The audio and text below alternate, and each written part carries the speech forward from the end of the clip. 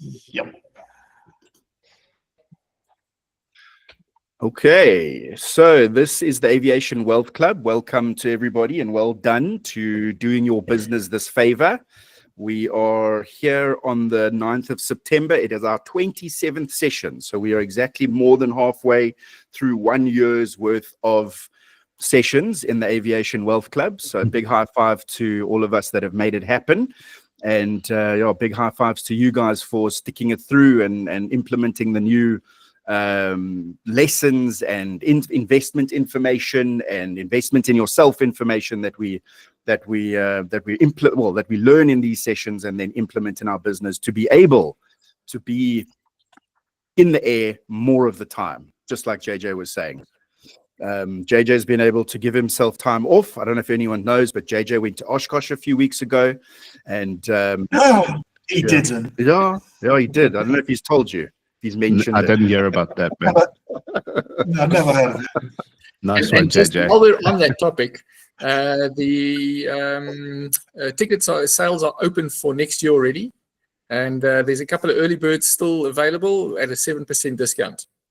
Just FYI, if you're interested. Yeah, I saw that email, and it's the World Cup there as well. Almost like overlapping. Eh? Yeah. What World Cup? Soccer World Cup. In America, strangely enough. I thought there was going to be something important.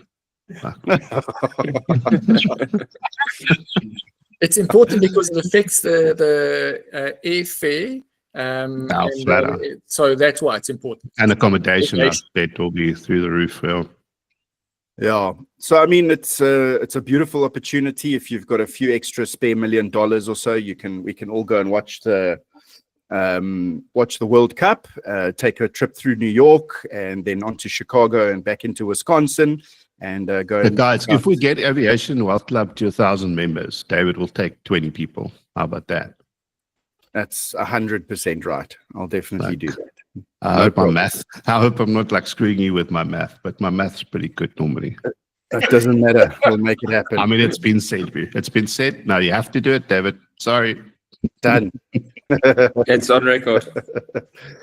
Yeah, man, lekker. Yeah, so this is what we do. We talk management of our business, marketing of our business, and all those different things that allow us to make more money and have more time in the air. And we also look at me being a financial advisor, able to look at different types of investments where we pull back the curtain and see what the actual nitty-gritty is of a good tax-free savings account, of crypto, of alternative investments that we need to really utilize to build our retirement and to build our portfolios to create the wealth that we need. So those two wealth factors combine here, and as well as the nexus of us all being aviators, gives us this exclusivity of being able to be a part of this club. So congratulations once again. Really, I see I'm not actually even sharing my screen, so I'm going to just quickly do that and carry on a little bit from there. We also do events, which earlier this year we did a great networking dinner, and then we are also we're looking at new events towards the end of the year, and we also do Aviation Wealth Club VIP sections at different events that I'm already involved in, which I actually took Carl and Steve through of my full calendar of events yesterday. So wherever you see those events, you'll see Aviation Wealth Club representation at all of those. These are the events that I'm looking at. So Speed Rally Finale, everyone's invited. Please come along. It's at Heidelberg on the 27th of September. We've got the Cape Town Safety Symposium, which is really getting some excellent legs. We've got north of 20 registrations already. At this stage of the game is a very good sign, meaning that by the time we roll in, because to the actual event, we should have north of 200 registrations and hopefully north of 200 attendees. And we've got our speakers lined up. We've got some amazing accomplished airline captains We've got the Battaliers are coming to do a talk on the type of flying that they do. We've got, just trying to remember exactly, but we've got some really, really good speakers. They'll come to me, don't worry. And then Safety Symposium, Wonderboom, this will be the third one that we're doing there. That's on the 2nd of December. And I've already also got my 4 speakers lined up there. Good couple of sponsors, etc. And then just a big reminder that as one of the value propositions and part of the value stack of being part of the Aviation Wealth Club is that your Safety Symposium sponsorships will be done at 50% discount. So you'll be able to get my gold and platinum packages at a huge discount, which JJ took advantage of at the Rand Airport one, which I think has leveraged and yielded some really good results for him. Congrats again, and thank you, JJ. All right. I think what we should talk about now is our recent wins. Who's won at something in the last 7 days? Oh, I'll go. Do Yeah, it. I Rob. ask this question in all of my coaching sessions, and everybody always looks shocked that I've asked the question, although I ask the same question every week. So I'm like, surely you'd know after being here for 3 years that it was going to be the same question. And people are like, oh, I haven't thought about that. My 2 wins of the past week are, I got the biggest retainer client for my marketing business yesterday that we've ever got.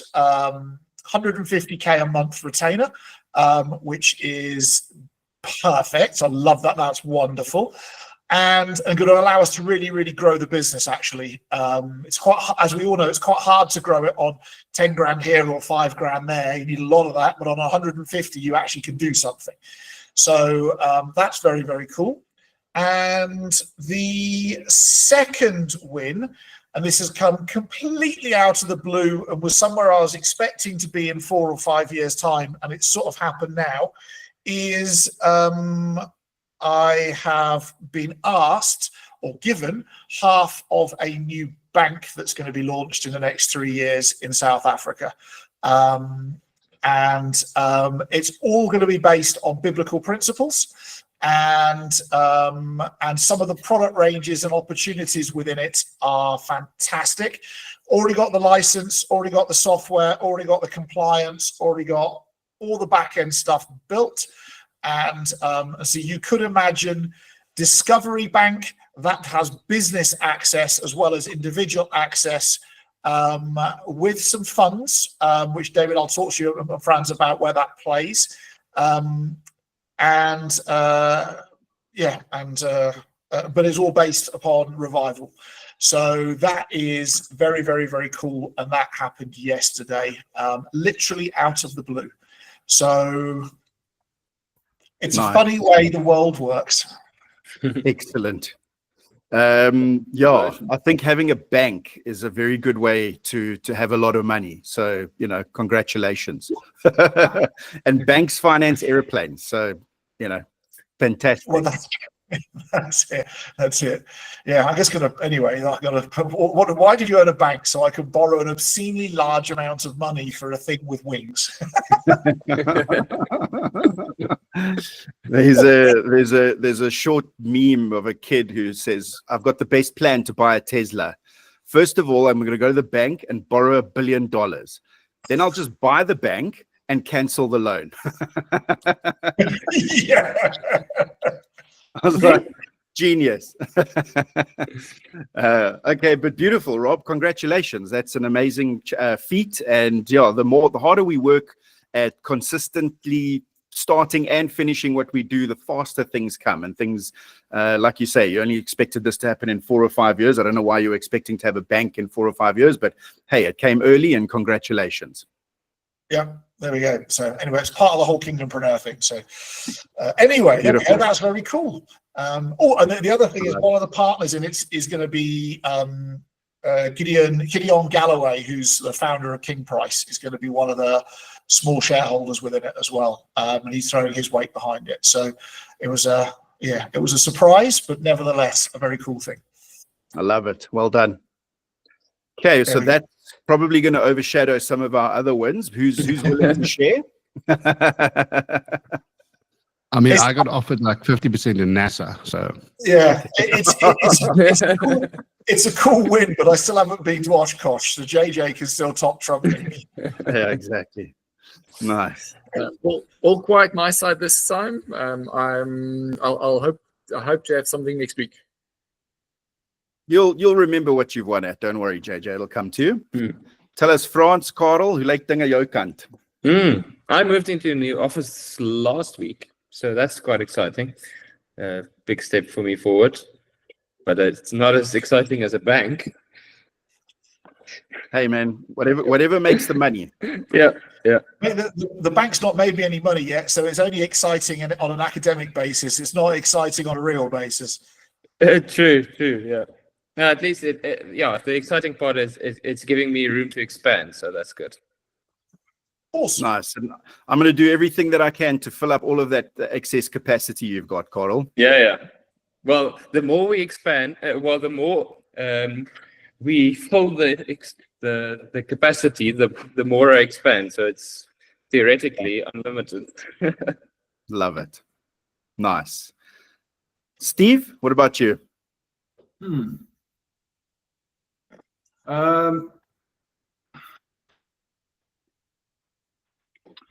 So we're busy opening up another branch in Ermelo. So we own a shell distributorship in Boksburg, one in Delmas, and then we're busy with Emalahleni.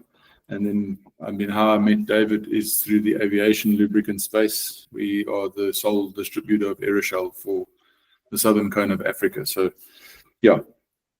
So we're busy expanding to the east of our territory, which is quite exciting. I've got a rep already running, an interview with an office lady that will open and close and run the office, and just need to find a driver and a warehouse guy, and we're good to go. We've already found premises. So we hope to open quietly next month and then see and work through all the challenges, and then from there we'll probably have a launch come new year.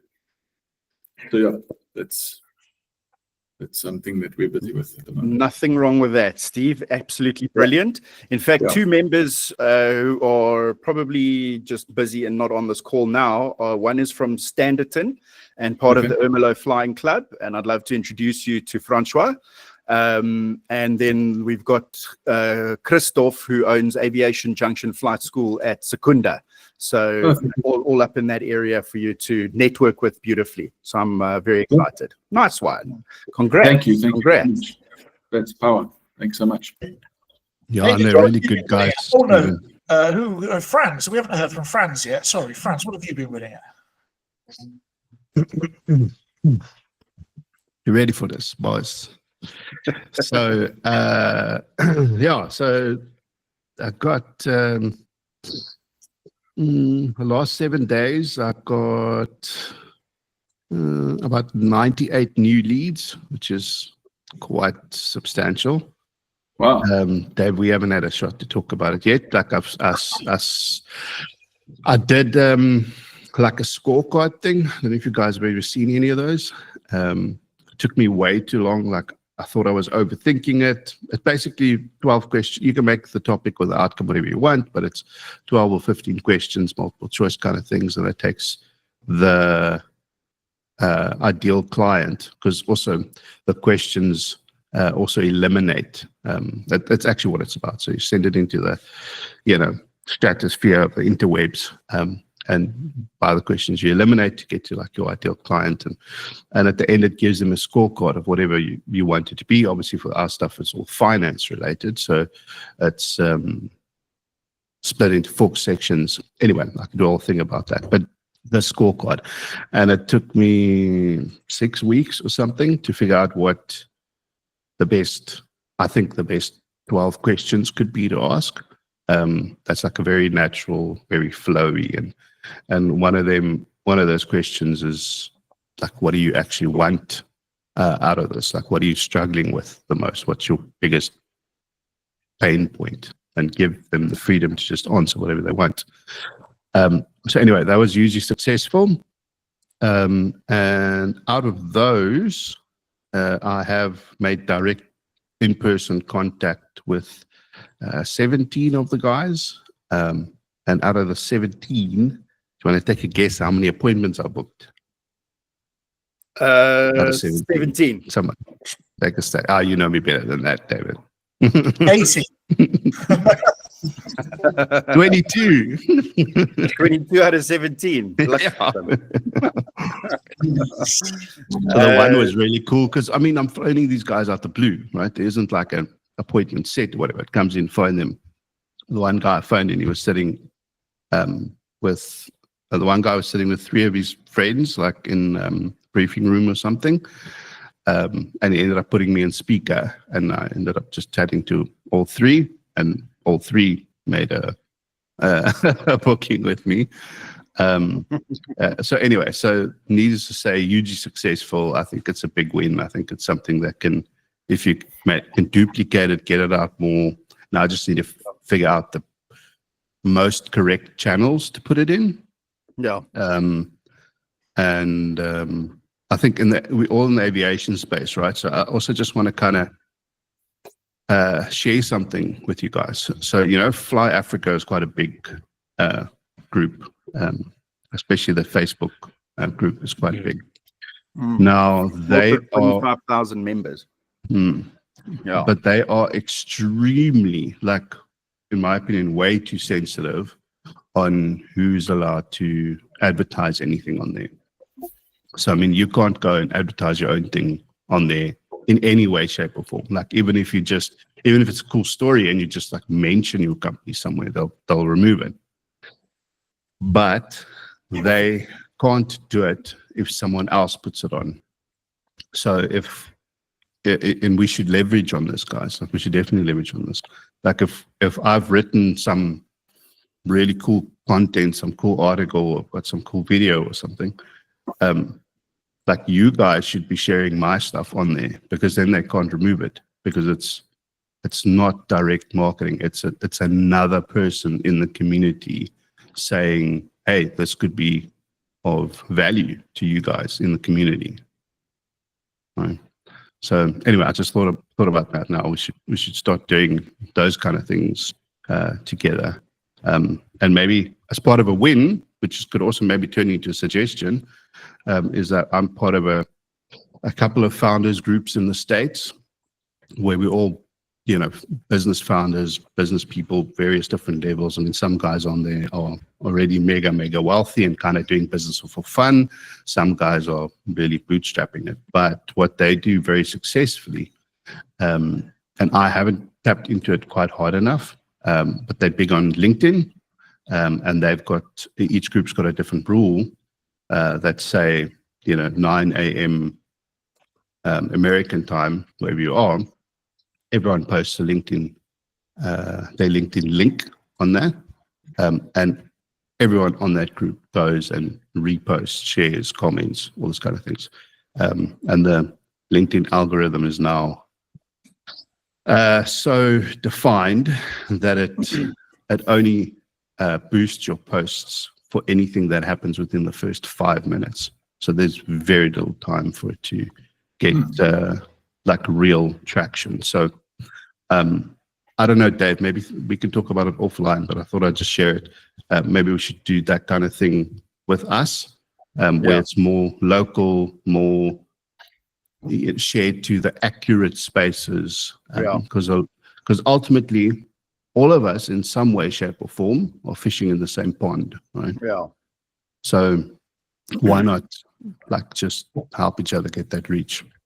I really like that idea. It's almost like we can come prepared with a link that we've posted or something that we prepared to, or we're about to post into LinkedIn. Post it on LinkedIn or Facebook or wherever. Post it on the chat group here, and then all of us quickly go in and share that. That's something that we can look at for sure. And I think that will help us leverage all of our businesses. Yeah, and I think what's really nice about that is that there's a time. There's like so if you've got something to post, I'm using an example, you post it at 8 a.m. because then we can all know, okay, it's 8 o'clock, I need to take 20 seconds and quickly help another guy out with his business, you know, so it's not random, because then we miss it. You know what your days look like. I mean, our days just go And then you end up seeing a WhatsApp 7 hours later. Too late for the algorithms, doesn't help the guy anymore. I thought it'd be a cool thing to share with you guys. So yeah, a lot of wins in there, but also a lot of lessons. Love it.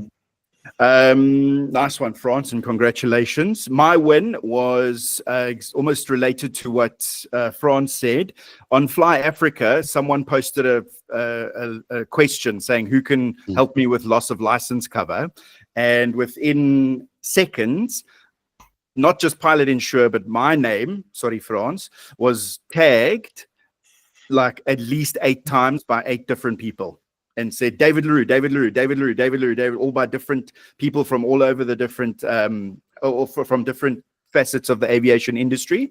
And I don't think you can manufacture something like that. That's something that like just takes years and time in the seat and actually building the network.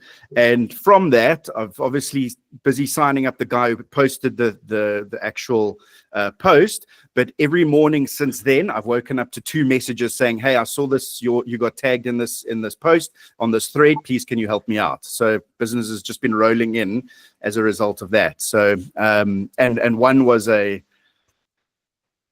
monster client, which is flipping amazing. So, yeah, I love that. That's my win.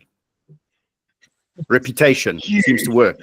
But also persistence at just doing the same thing like consistently, just sticking with it in the faith that the results will come. Exactly right. Exactly right. So almost a bank, but I think some really big wins for all of us today. Congratulations It's again. real when it pays me money. That's the truth behind it. At the moment, it's just a great opportunity. Absolutely. JJ, tell us why you showed up today.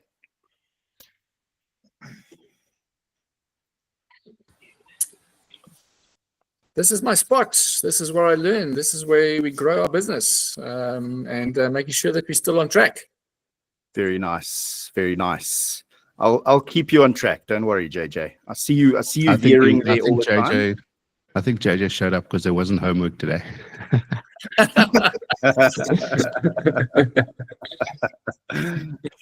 JJ was like, there's homework. I'm going flying. Bugger this. I'm out of here. No. The weather's good. I can't fly today. Nice. Yeah, exactly. All right. So last week we dealt with tax-free savings accounts and why they're the most prolific wealth building tool in the world. And if you want to watch that, there is a recording in the group. I can send the link out to some of you that are not on the group currently, if you'd like to catch up on that session. And that was a interjection as that was an interjection because we were busy with the series of the $100 million book that we are busy reviewing. I don't know why my computer is so slow. Sorry, guys, it's just throwing me off a little bit. And we're busy reviewing Alex Hormozi's first book, $100 Million Offers. We're busy with the value equation, and we're talking about how we can implement those value propositions and those elements of the value equation into our business. And we were currently on how do we solve problems in the fastest way. So without me butchering it anymore, Rob, I'm going to hand over to you, and we're going to continue our discussion about the value equation and the $100 million offers way of doing business. Take it away, Rob. Thank you. Good morning. It's amazing. There was only Franz and I showed up for the homework session. Somebody's doing the next week, and then there was just Franz and I sat there. What I do want to say is, if you haven't watched David's session on tax-free savings from last week, it's not often I sit there and go, oh, that's fascinating, and I'm learning stuff. And I was sat there going, that's fascinating. I'd never thought about it like that. And I've never thought about it in this way. So if you haven't watched that session from last week, I really, really, really encourage you to. It felt, David, like you opened the door to a gold mine that nobody's seen before. That was the intention. That's what it felt like as I was watching it, and also the realization that just because you've got tax-free savings in your FMB thing set up or your discovery set up, that actually 9.5% might sound good, but it's chunk change with consideration to what actually is out there in terms of returns in tax-free savings. Like you can get 3x that. So that for me, so I just want to encourage you all to go back and watch that, because I thought that was golden. Nice one, Rob. Thank you. No worries, no worries. We're gonna jump slightly out of Alex's book this week into something else, but we're going to stick on the same theme, and then we'll come back to Alex's book. And the reason why is it was triggered by a conversation or a series of conversations I've had over the past 2 weeks, where I've been suddenly aware that people end up having lots of knowledge, but they haven't been given the filing drawers to put the knowledge in, and haven't also been given the labels for the outside of the drawer to say, here's the 8 most important drawers to focus on. Right? And inside each one of those drawers needs to be a strategy of how we do something in order to get a desired outcome. And so what I want us to do today is actually go and look at those drawers, unpack why each one's important, and then give you something to start putting the knowledge we've already given you into. So we've given you lots of knowledge and ideas and concepts over the past 6 months or whatever it's been, but I really want you to start going, right, okay, well, I've got one drawer that's very full and it's starting to work nicely for me, but I actually can identify an empty drawer. And I need to start doing something about my empty drawer. And the filing cabinet that I really want us to focus on is the marketing and sales filing cabinet, if you want to think about it like that, with 8 drawers. And I'm going to doodle on my board in a second, but it's focusing on that, because a business without a successful mechanism to acquire customers is just an idea that's similar to a charity. Right, or a not-for-profit. And as we found out in those early weeks, one of the very first presentations, I think week 3 or week 4, 6 months or so, I did, 1/7 of the multiplier that you get in terms of your business value is your ability to acquire customers without you personally having to do it. So your business valuation is directly linked to your mechanisms that get you customers by guarantee. So I'm going to start drawing on the board and give you those 8. And I thought we could have a chat about it. You can ask some questions, but also I want you to start identifying which drawer am I good at, but which drawer is currently like sat vacant, or I didn't even realize I should have a drawer about that one. So that's the plan for my little lesson today. So I'm going to spin this around and pop that up there. Look at that. Let's go to the drawing board.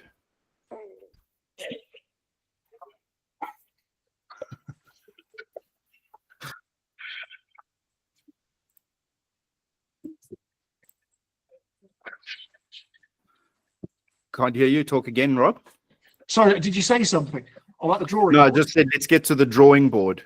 Let's get to the Let's drawing go draw board. drawers on the drawing board.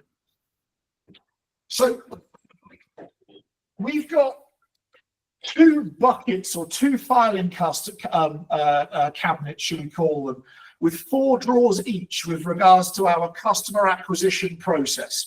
Customer acquisition encompasses marketing, advertising, and sales.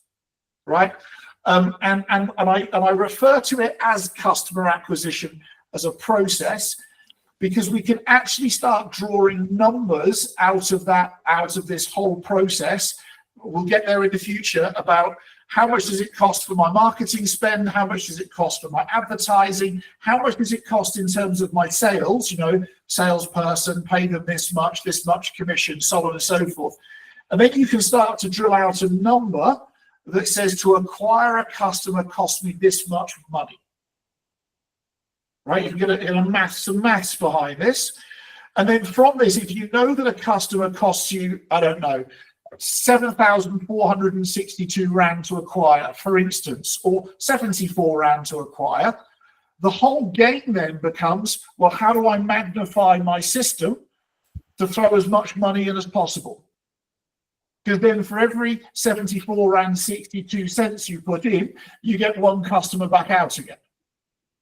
Right? And that customer acquisition cost starts to put maths behind, on the front end of our business that currently, for most businesses, we're like playing golf at the driving range with a blindfold on, hoping to get a hole in one.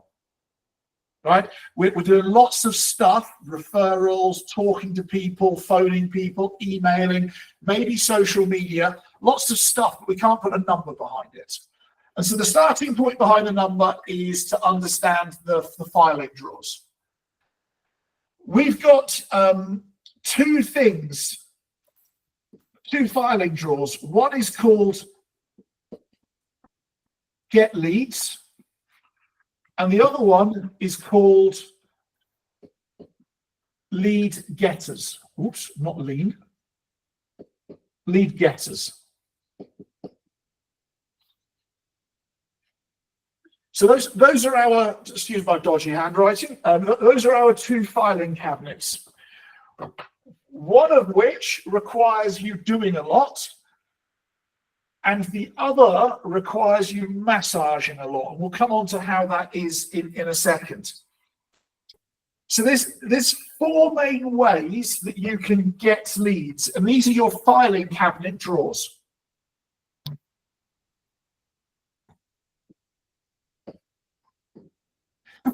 The first one is called cold outreach.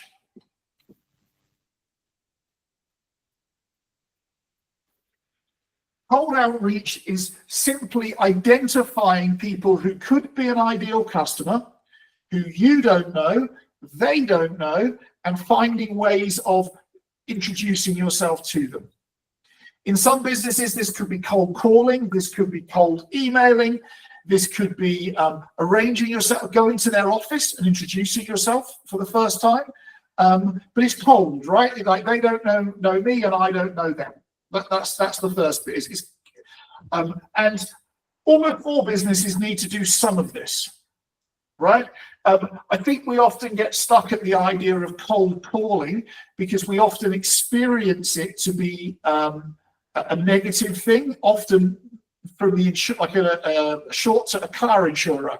You know, oh, you've just bought a new car, and then you get overwhelmed with car insurers calling you, right? We experience it like that. You can do cold calling and do it at a very, very, very, very, very high level. And Bombardier actually does cold calling, right? As a private jet company, actually does cold calling.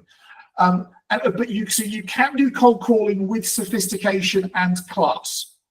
There is a strategy behind it. We need something in our business for that. We've then got warm outreach.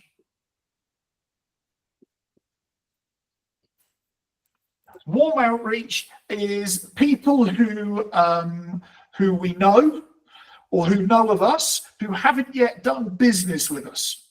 So that could be people who you've had a sales meeting with and they didn't buy, or you've had a call with, or a meeting. It's people who we know, and it's very much a nurturing thing.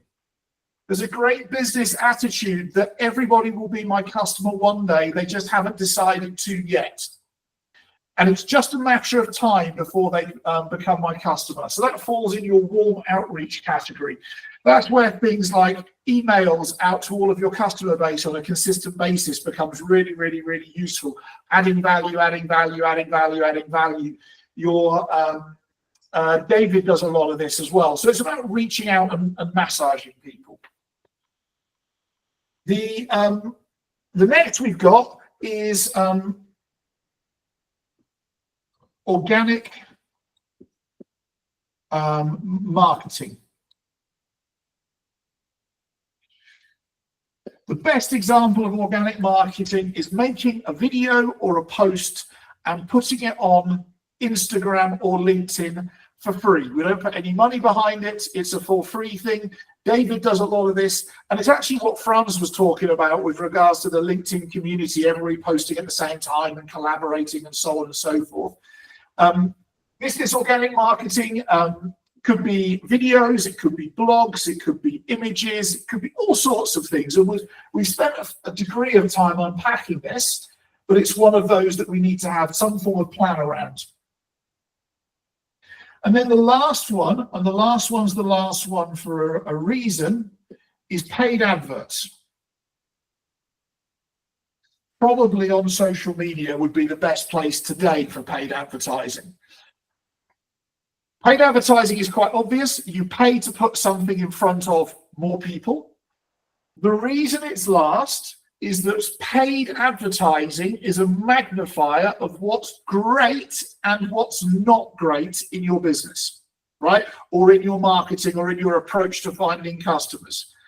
And what a lot of businesses do is they spend money on paid advertising and don't get the return on investment they want. And that's simply because they often end up playing a 50-50 game. They've got some cracks that the customer can see. They've also got some genius that the customer can see, and the customer ends up confused. And so when we get success at these three, we're going to get a lot more success at this one. The best example I can give you in my own world at this point in time is I do a lot of organic posting on social media, and I reuse the best performing videos here to put money against it. And I let the audience, the viewers, the customers give me the feedback by them choosing to view longer and view more. So a video that gets viewed 5,000 times, I'll put some money against it and I'll push it further because it's already got an evidence base behind it. And I'd be silly to put the same money against a video that's done 500 views, for instance. Right, so I can use this to filter through. These are obviously usually done one-to-one, and these are done one to thousands, right? And the reason why this is a hierarchy is one-to-one, you can learn a lot, right? You can duck and dive in a one-to-one conversation. If somebody doesn't understand, you can go and change where you're going to, right? But it's very easy on a one-to-one basis. That allows us to get good at doing one to thousands where you can no longer duck and dive, right? So we learn here and apply here. Whatever we apply here, we learn from, and then we apply it there. So those are 4 getting leads drawers in our filing cabinets, where we go out and go and find our clients for ourselves. We've then got another filing cabinet.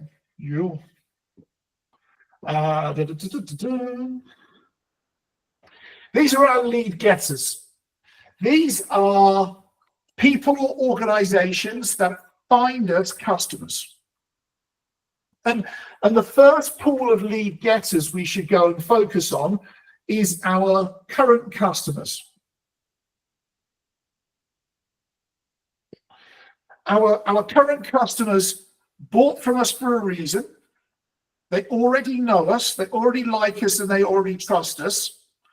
But equally, almost all of our current customers will have friends, family, colleagues, other professionals that they know, who or other enthusiasts maybe that that they know that think the same way as they do the same things as they do, so on and so forth. And so getting your current customers to introduce you, refer you, recommend you, like they did with David on social media the other day, is something that we need to have. And we need to have it as a plan, not just on an intent for this to happen, but a plan on how it happens.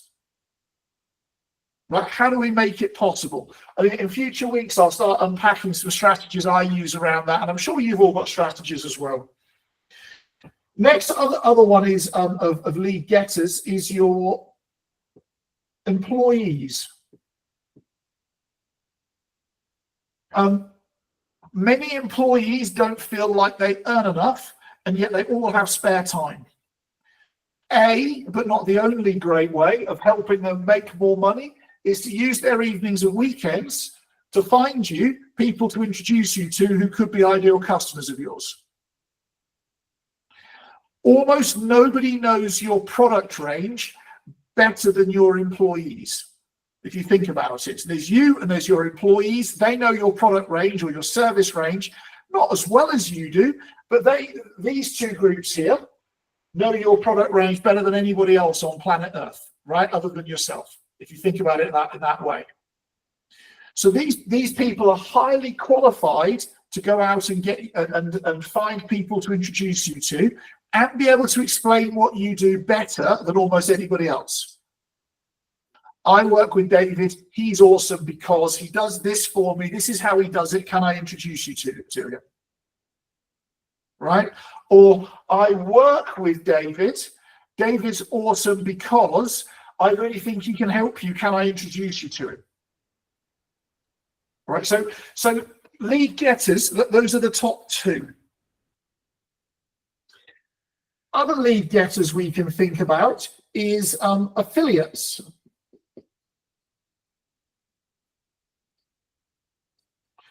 Affiliates are people who either introduce people to you for a fee or they close sales for you for a fee. You know, I don't mean multi-level marketing or pyramid schemey stuff, but they're people who work for you for nothing, either full-time or in their part-time, spare time, and they do it for some form of a commission or some form of a payment. The way that I work this in my business is obviously this all costs money to do, costs time, and it costs resources here. It's got a cash expense to it. What I do is I give an affiliate with somebody who closes a sale for me, they get a large percentage, close to all of this cost as their commission. So it doesn't matter whether I find people through this channel, this filing cabinet, or whether they find me a customer, the cost for my business remains the same. I'm already spending money to do this. All I'm doing now is taking this money and putting it here. And it's almost like on the first cabinet, you're putting money in up front, and the affiliate one, you're actually securing the client first and then paying. That's it. That's it. The hard thing with the getting the leads, I have a lot of control over. The lead getters, I have less control over because I'm waiting, but I have to motivate and inspire the customer to take action and ensure they do it well. I have to motivate and inspire the employees to do it well. I have to train the affiliates to do it and hope they do it well. Right? There's less control over this because it involves humans, but it's very, very, very effective. And then the last one here is you're running out of space. Is agencies. There is plenty of companies out there that will go and get you customers. It's going to cost you. Right? My marketing agency gets qualified leads into businesses. It's going to cost you, but they will do it. And good ones, once they've built up a relationship with you, actually will do a small monthly retainer, and they will back themselves to get an amount of money from you for either every sale or every lead they get for you. Usually it's every lead because they can't guarantee how good you are at selling, right? That's out of their control. But there's agencies out there that will do that for you. It'll cost, but it'll achieve the same outcome. And so those are our two filing cabinets with our filing drawers. And my ask is, with a little bit of reflection, like, where are you strong at in your business now in terms of one or more of those filing cabinet drawers? Right, where are you currently strong if you were to do an audit? That would be the first question I've got for you. Where do you feel most competent?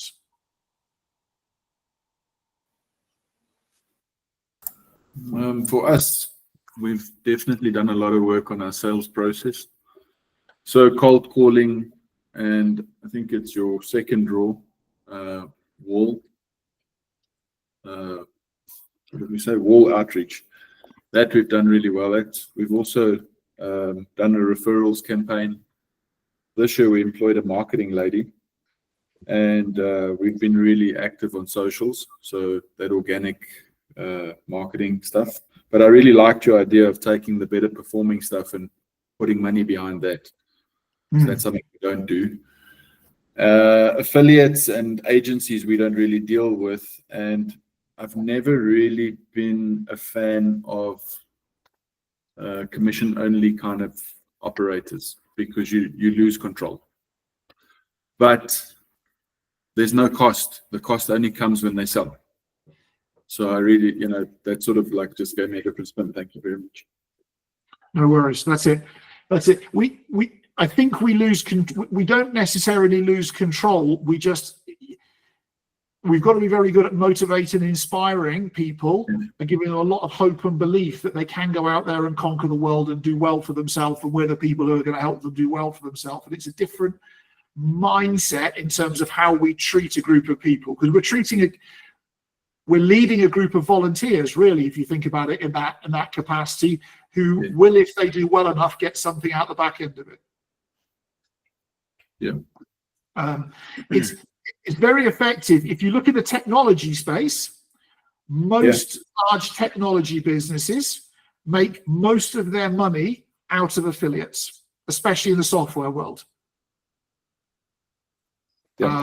Certainly Salesforce, which is the largest CRM software platform on earth, or company on earth, makes about 70-75% of their total revenue every year through affiliates.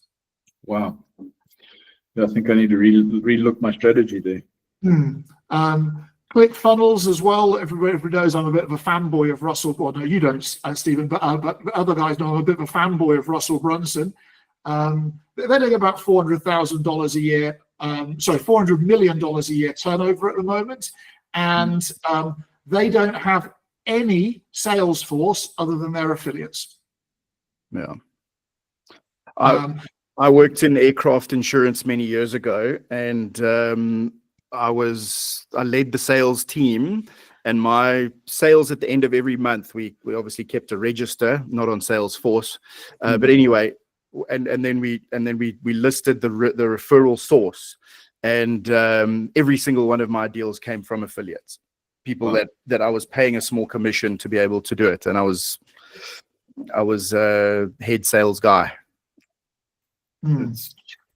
Yeah. On the affiliate front, we'll have a play with it in future weeks. But while we're on the topic, good affiliates can sometimes be people who are already seeing and bumping into our ideal clients for a different reason other than the products and service we sell. Correct. Yeah. And I think we often. And they'd usually like to make more money. Yeah. The thing that I do in that context is I don't ask them to close the sale. I ask them to make a screaming hot introduction with the world's best referral. I don't want them to be in the position where they have to sell my product on top of the product they've already sold. What I want them to do is make that screaming hot introduction and let me do the sales, because it ensures that a lot of people get blocked by the business they work with for selling somebody else's stuff, but they don't get blocked by making introductions. Yeah. JJ, and who else is with us? And Franz, and I think Francois might be with us. I don't know who else is here. I can't see everybody. Where do you guys feel really, really strong in terms of these filing cabinets or these filing drawers? I think at the moment I'm still doing a lot of that first silo, cold outreach, and we're busy with a lot of organic marketing constantly. We used to have a lot of customers that referred us, especially when we started out. It's almost like after 25 years, we've sort of reached everyone's contacts that we reached, that sort of dried up. Without finding new customers and tapping into their connections, we've got to find other avenues. I think that's exactly what these draws are all about, and what Rob's point is here today, JJ, is that like each of those draws, we're going to get to a level of saturation, and then we need to obviously have the other draws to diversify that constant inflow of customers. But I just also want to say that level of saturation is often just in your own mind. I thought, no, I've connected with every single pilot on LinkedIn. There's no ways I could connect with more South African pilots. And then like 2 weeks later, I just see a whole range that I'm not connected to, and I can't understand where it is. So, I mean, we just got to keep going back and looking and being creative about opening more space within those draws. Yeah, what I like about this is actually, like you say, it's in it. So I'm starting to think already, to put a campaign together of doing something that you actually go and revisit those people. To the point of argument's sake, you go and drop off a chocolate at every desk with your company details on there. So when the guy gets home, he talks to his spouse and say, "Oh yeah, you know what? Look what I got today," and that creates a talking point. Something very cheap, very simple, very basic. You thinking of them, which makes them think of you, and start spreading the word. That's it. If you think about this with cold outreach, just if you're cold calling or cold contacting people, just getting somebody to spend 10 minutes on a call with you is actually quite remarkable. Absolutely, especially with cold calling. Yeah, well, then if they've taken that step and they've given you that 10 minutes and you think they could be qualified, they then drop into the warm draw, and it's then how do we warm them up further? Yeah. What's that extra love we show them on the way to proposing to them, which is ultimately the would you like to become a customer part? What's the warm outreach is about that dating cycle, right? Understanding that a business could be dating thousands of people at the same time. It is the value adds, the interesting emails, the did you knows, the WhatsApp messages, the blah, blah, blah, where we can actually go and keep them warm. Bearing in mind it takes people 14 to 21 times of bumping into you for the average person before they buy. And many of us are trying to do like 2 to 4, let's say, or 2 to 6 sales meetings, and then we propose, and then we get lots of objections and we find it hard and they become price sensitive. What we're really doing is getting feedback that we haven't dated well enough, long enough. Right?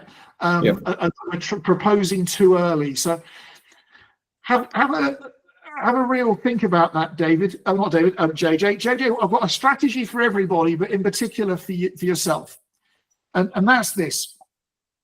But there's a way of going into LinkedIn where you can go into LinkedIn and see people's profiles without them knowing that you've looked at their profile. It might be in the Sales Navigator aspect, or you might be able to do it in an incognito browser. I can't remember which, but they don't get a notification that you've looked at their LinkedIn profile. You can then go through their LinkedIn profile and see who they're connected with and start thinking, who of these people could be the customer I most want? And come up with 3 names. And then when you next have a cup of coffee with this person, go, oh, I was on LinkedIn the other day. I happened to see that you know so-and-so. Tell me, how do you know so-and-so? Oh, well, I went to varsity with him. Then we had our first jobs together, but our careers went sideways, blah, blah, blah, blah, blah. You know, I've always wanted to meet them. Could you introduce me, please? Mm-hmm. And you'll be amazed just how much business there is sat there for every single one of you just out of that one strategy alone.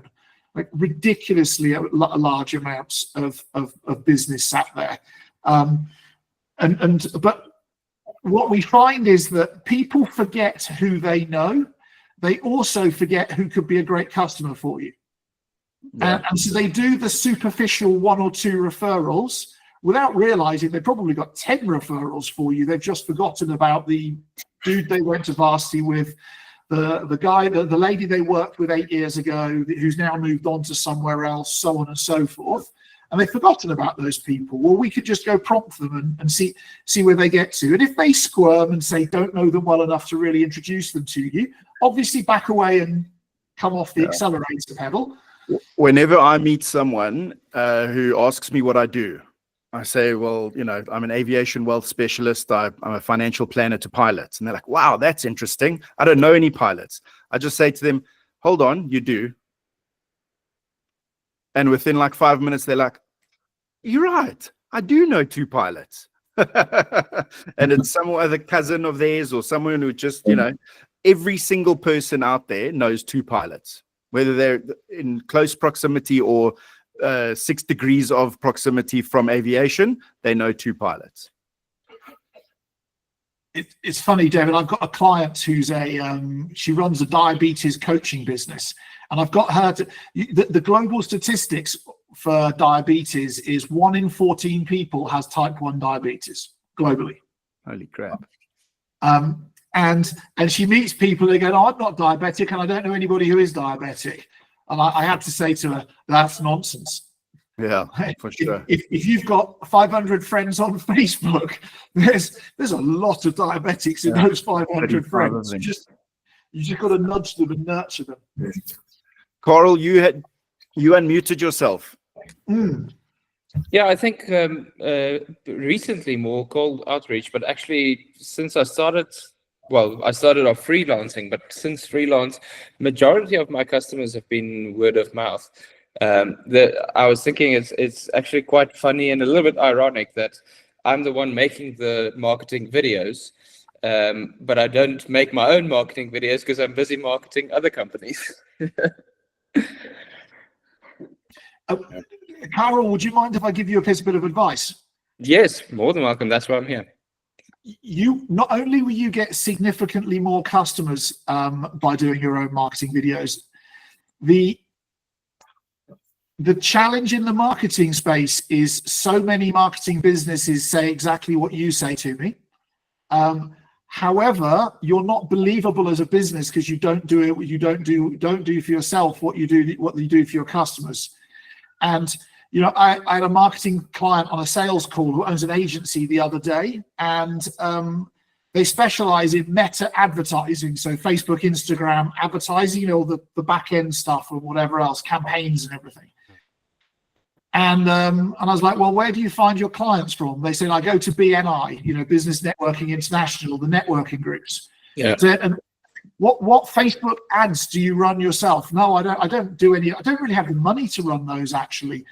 They're really expensive. And I was like, oh no, this is your own business. You're just destroying your own value proposition. Yeah. Please, if you're going to be the Facebook ad specialist, please run your own Facebook ads to get people into a lead magnet and then do the thing. Yeah.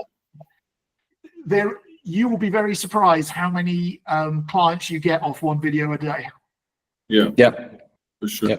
So, Carl, I think I just also want to say something just from personal experience. So the only guys that have ever piqued my interest in using their agency is the guys that actually record their own business journey. So the guys that say, let's say Meta, whatever it is, YouTube, doesn't matter, that say, this is my journey, this is how I'm doing it, and this is the results I'm getting for my business. Those are the only guys that I would consider doing business with to run my ads. A guy who talks about his clients and about what he did for this guy and that guy, it's not going to get my attention at all. Absolutely. Yeah. The big Gentlemen, client, sorry, I need to greet you. It was lovely meeting you. I've got another meeting I need to dash off to. I'm sorry, Cheers, just a bit of an overlap, but it was really nice meeting you guys. David, we'll catch up and I'll give you my feedback on this. I thoroughly enjoyed chatting to you and learning from Rob. Thanks so much. Nice. Lovely, Cheers. Steve. Okay, Cheers, guys. Steve. Bye. Bye. Ciao. Carl, the large retainer we got yesterday in my marketing agency was off the back of they've seen what we do in Kingdompreneur, and they've seen the lead generation. Well, we're getting 1,500 to 1,800 qualified leads a month coming into the business, and they've seen it. And their question was, I've seen what you've done for you. Can you do the same or similar for me? Mm. I'm like, 100%, but it's not cheap. Yeah. Mic drop. Yeah.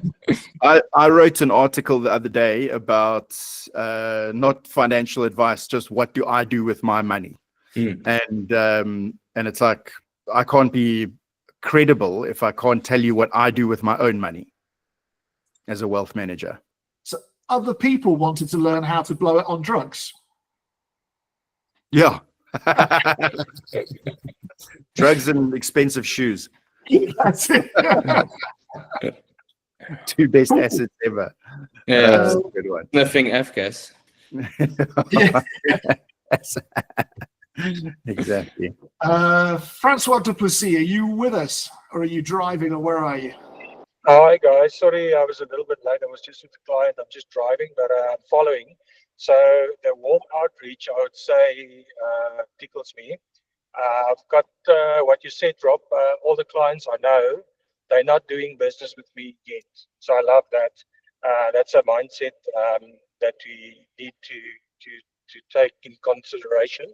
So yeah, I don't really need new clients. I do business with the clients I know, and some of the clients, it's guys I know. So yeah, but there's some guys I don't do business with. I know them, but I don't do business with them. So that will really be interesting to hear from you about that. Yeah.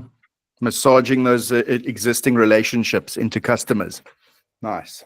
The beauty is, in every industry, it's not a matter of when their current supplier, if their current supplier fails them, it's a matter of when.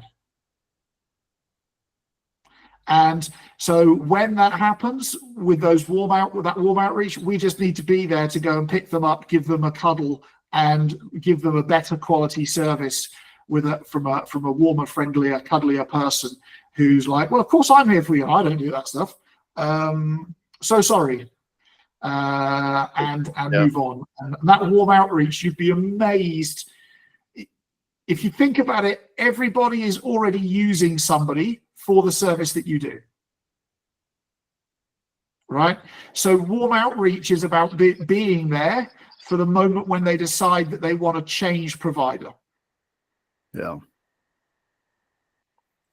Thanks, Rob. Go for it, Francois. No, I just wanted to say thanks. And yeah, I also think, the stuff that we talked about in past sessions is, building a relationship with the guys. I'm busy with that, giving myself 2 years time, hopefully faster. But this is the hardest guys that I'm going to try and give myself 2 years. Like you mentioned, 14 to 21 times that you have to meet each other at least, and then maybe they will buy. So just to change this perspective of the client, and to really get into his business and let him feel that he's the most important, and you're not there only for the business. That's 100%. And it doesn't have to be 14 to 21 times in-person meetings. Hey, it's 14 to 21 times that he interacts with just the idea of you. I think I'm right in that saying, hey, Rob. Yes. So things that you post online, phone calls, WhatsApp voice notes, wherever that person will see you and your brand, that adds up to that 21 that then massively increases your chances of making that sale to the proposal stage. 14 to 21 consecutive positive experiences. Oh, yeah. That would be the best way of breaking it. Right. My request this week is go play with your filing cabinets. Maybe be brave and rip open a drawer that's currently empty and just got dust in it. Get somebody with a duster out, clean it out, and start putting something useful in there. And if that plan is simply, I'm just going to do my first whatever it is there. So my first organic marketing video, and bang it up. And I'm just going to do one bad one this week, and that's going to be my strategy. Better than where you were at 8 o'clock this morning. So let's move on. Let's move on it. I love it, Rob. I just want to add one last thing. On the right-hand side, on the lead getters, you need to add a sub file there called child labor. And the reason I'm telling you about this is my daughter of 11 came home the other night and she said, Dad, I got business from you from karate. I picked her up from karate. She said, one of the kids in my karate classes, Dad is a pilot. And so she's facilitated an introduction. So child labor is very important for this kind of thing. Excellent. And it's not even giving it for free. You're actually paying her. You're giving her room and board, eh? Well, exactly. So technically, she's an affiliate. She only earns her board and lodging after we close the deal. Until then, she's outside. Guys, sorry, I have to run. Thank you so much. Everything was great again, like always. So have a blessed week. Cheers, Franz. We'll catch up. Closing statements, Carl? This was very valuable for me. I'm excited about what I learned. I'm definitely going to start working on my cabinets. And thanks for the invitation, David. My pleasure. My pleasure. Franz, 60 seconds or less, but say Still back as yell. So no, I think we all need a lot of work on each of those cabinets. I think that's the truth. Some will be stronger than others, but even our strongest one will look completely shit in 5 years' time. So I think everything's just changing so quickly. My stuff's definitely, the pilot insurance stuff is definitely all organic. Organic is 80%, 70%, I'd say. And the thing with existing customers is that I feel like the strategy needs to be in place almost from day one. So I've started implementing that, where almost from day one, as soon as they become a customer, you are, inverted commas, grooming them to become a lead getter, right? And I think that's much easier if you slip that into some of your first conversations you have with a client, and then continuously motivate that subtly. I like the idea of I didn't say sales every single sale, is I like the breadcrumb idea. So I continuously leave little breadcrumbs so that the client's always thinking it's their idea and they came up with whatever the best solution was, which of course they always come up with it themselves, right? I mean, I've never had anything to do with it or any of that stuff. But that, it's something that I feel like I think all of us need to be doing permanently. Because if you think of pilot insurer, like I know, but we get distracted, right? But I know if for the next 6 months, the only thing I do is focus on my existing clients, I will double my business. Mm-hmm. Like it is almost guaranteed, but then definitely my monkey brain goes and builds new courses and designs brand new stuff and reinvents the fucking wheel and like need to come up with things and takes 6 weeks to figure out a flipping scorecard, where we don't do any of that stuff. Like how about this for an idea is spend 6 months on your existing clients, make a shit ton of money, pay someone that's 10 times better than you at this stuff to get it done in 2 months. 8 months later, you've doubled your business. You've probably got a better thing out 8 months later than you would have done just doing it yourself, right? So, yeah, I'm such a failure. Like, it's so bad. Yes, man. JJ, closing statements and one thing you've learned today. Tell us. So, like always, these meetings come at the opportune time. So we've recently been introduced to a new product. So the idea is that up to now, everyone's been trying to keep the bad guys out of your data. But what happens when they do infiltrate you? Like Netstar had been hacked 2 weeks ago, and they decided not to pay the ransom, and these guys released 50 gigs worth of customer data on the dark web. And I mean, if you think text files is very, very basic data, 50 gigs worth of text files, it's a lot of customer data. So this product basically encrypts your data before it leaves your organization.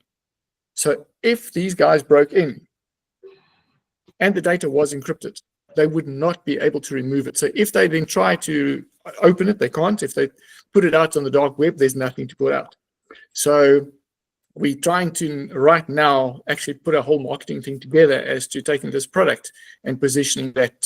So to say, everyone's trying to block you from coming in, but they do come in. How do you protect you? Backups, obviously, Netstar decided, listen, we're just going to restore backups, which they successfully did, but they still didn't protect the customer's data from being leaked at the end of the day. And that's what this product thing does. So I'm going to open up each of these drawers and start working on it. Very nice. Well done, everybody. Love it, JJ. Congratulations. And Rob, did we lose you? No, you're there. Yeah, I think let's go make some money and power to the people, and looking forward to seeing you all next week. And if you have any questions, don't hesitate to get in touch. Okay. Hope to see you all Friday, Saturday at Silver Creek. I'm going to be there. Lekker. Have a good one. Okay. Thanks a lot. Cheers. Lekker. Ciao, ciao, everyone. Cheers, cheers.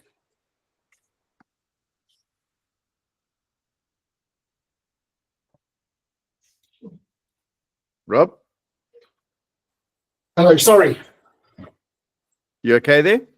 Yeah, fine. I just had somebody come to the door. I just had to quickly go and see them. Sorry. No worries, no worries. Okay, cool. Thanks for today. No worries. I thought it was simple, powerful, and exactly. I've become aware that I haven't given enough frameworks for people to fit stuff into. Yeah, If that makes any sense. Like, not enough. Here's the boxes that are important. We taught you stuff, but put this in this box, and then work. Here's the empty boxes, and let's work on that. Yeah, nice. So, and also I felt the dream outcome of the clients got a little bit of like subconscious resistance from our world. Like, that hurts my head too much. I don't particularly want to do it. Got you. But it's fine because the seed is planted, and the next time we water that seed, it's the guys will be better at it and more comfortable with the idea. That's it. Most people believe that a customer just wants a product at a better price. And there is truth in that. That's not a lie, but that's also most people's perception of the world is that that's all they want, period, the end. Yeah. So breaking that truth down a little bit and saying, well, yes, it's true, but, or true and, is it's quite hard for people. Yeah, I mean, the lead I woke up to this morning was a guy in my Instagram inbox saying, hey, I heard that you do loss of license. I have a quote from Liberty already. Is this something you guys do? And I was like, my immediate response was, yeah, but our pricing from Liberty is better. And I was like, delete before I send that. I was like, yes, that's what we do. Let's have a chat. And so the conversation that's going to happen now at 10:30 is going to be, what's your dream outcome? Tell me more about that. Okay, cool. By the way, we also use Liberty, but I'm going to do it in a much better way for you, not just a better price. Well, there's also the assumption that what they've got, but what they've been offered from Liberty is actually relevant to them. That's the bit we don't know, right? Or that somebody's not